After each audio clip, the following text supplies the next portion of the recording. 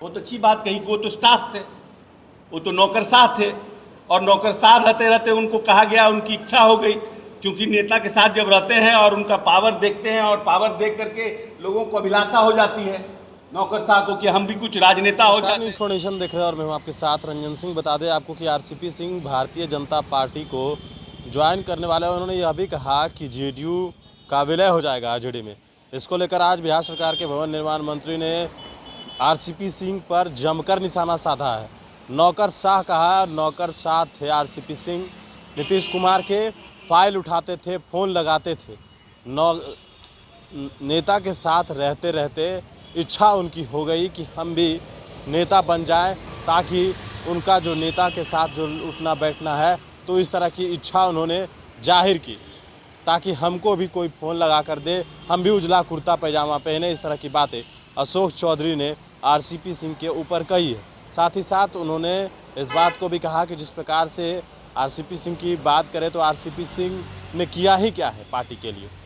RCP Singh इस बात को लगातार कहें कि हम पार्टी को जो है हम विस्तार किए। उन्होंने कहा उनका विस्तारीकरण जो है वो दिखा था गांधी मैदान में, और हम लोग पार्टी का विस्तार कर रहे हैं। किस तरीके से तंज कसा है और क्या कुछ कहा है अशोक चौधरी ने, सुनवाते हैं उस बयान। जिस व्यक्ति को जिस नीतीश कुमार जैसा व्यक्ति जिसने उनको पूरी तरह से इस पार्टी में, वो तो ठीक ही कहे ललन सिंह जी ने कल बयान में, वो तो अच्छी बात कही कि वो तो स्टाफ थे, वो तो नौकरशाह थे, और नौकरशाह रहते रहते उनको कहा गया, उनकी इच्छा हो गई, क्योंकि नेता के साथ जब रहते हैं और उनका पावर देखते हैं और पावर देख करके लोगों को अभिलाषा हो जाती है नौकरशाह को कि हम भी कुछ राजनेता हो जाते, हमको भी कुर्ता पजामा पहन करके हम भी ये जो डांट सुनते हैं कि फ़ोन लगाओ, फ़ोन उठाओ, फाइल लाओ, ये वो पल्ला टिकना, तो हम भी कुछ नेतागिरी करें।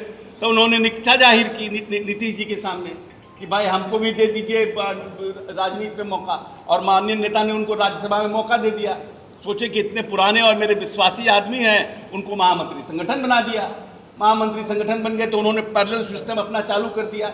उसी समय से उनका रुख समझ में आया, और जिस दिन उन्होंने ये ऐलान किया कि हम भारतीय जनता पार्टी के साथ जा रहे हैं, तो ये तो बात साफ हो गई ना कि आरसीपी सिंह कहीं ना कहीं बीजेपी के एजेंट के रूप में इस पार्टी में काम कर रहे थे और पार्टी को कहीं ना कहीं खोखला कर रहे थे। सिर्फ हम आपको एक घटना बताते हैं, बरबीघा विधानसभा में सुदर्शन चुनाव लड़ रहे थे, और जिनको जो कि अपने ही ऑफिशियल उम्मीदवार के खिलाफ में उम्मीदवार खड़ा करके उसको हराने का प्रयास करेगा, और वो आदमी 12,000 वोट काट लिया। वहां पर पहला वोट भूमिहार का है, सेकंड वोट कुर्मी का है, और ये कुर्मी जाति से आते थे, डॉक्टर थे, ये खड़ा हो गए वहां पर 12,000 कुर्मी का वोट काट लिए। किसी तरह से बेचारा सुदर्शन जीता है चुनाव। तो इस तरह से तो एक हम अपनी घटना, जहां पर हम खुद 20-25 वर्ष की राजनीति किए हैं, वहां की घटना बता रहे हैं। पता नहीं कितने कितने जगह इन्होंने इस तरह की घटना की है, और हम लोगों को मार्जिनाइज करके नीचे तक लाने का प्रयास किया है। बीजेपी में जाएंगे तो क्या पर असर पड़ेगा?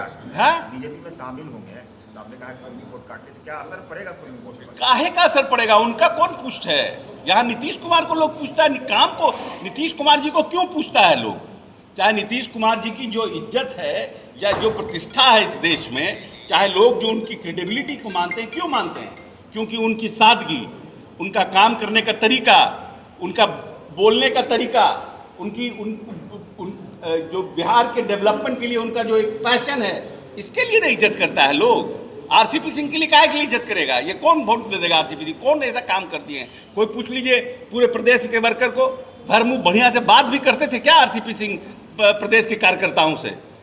जो अपना 5-10 उनका जो लगुआ भगुआ था, उसी से बतियाते थे, उसी से काम कराते थे। कोई मास लीडर थे पार्टी के थोड़ी। संगठन को मैंने खड़ा किया है, संगठन को जो विस्तार दिया है जेडीयू को मैंने, यही तो गांधी मैदान में दिखा उनका विस्तार। गांधी मैदान में किए बूथ स्तर के कार्यकर्ताओं की बैठक, तो उनका विस्तार दिखा।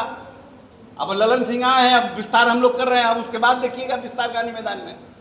सर एक बात बताइए।